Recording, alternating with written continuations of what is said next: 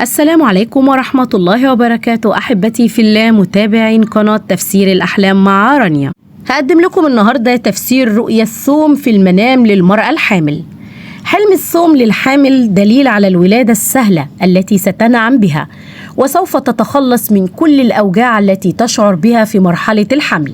رؤية الثوم في المنام للسيدة الحامل إشارة إلى ولادتها لصبي جميل سيكون نعم الابن المطيع والبار بوالديه إن شاء الله.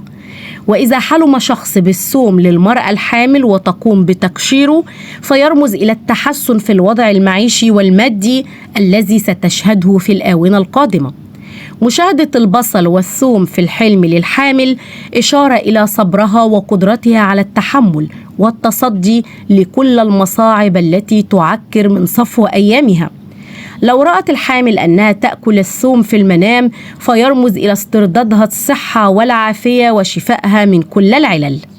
وإذا رأت المرأة الحامل ثوما مطحونا في المنام فهذه الرؤيا تدل على قدوم الخير والبركة في حياتها، كما تدل على أنها ستلد ذكرا والله أعلم. كما أن رؤية الثوم في المنام للمرأة الحامل يشير إلى أنها ستستمتع بالصحة والعافية طوال فترة الحمل وبعد الولادة بإذن الله تعالى، ولن تعاني من أي صعوبات أثناء الولادة.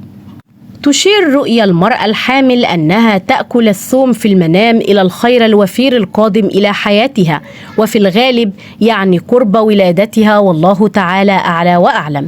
تدل رؤيا الثوم الأبيض في المنام للحامل وكانت تعاني من ألم خلال حملها إلى الصحة التي سوف تتمتع بها هي والمولود والنجاة من أي خطر من الحمل.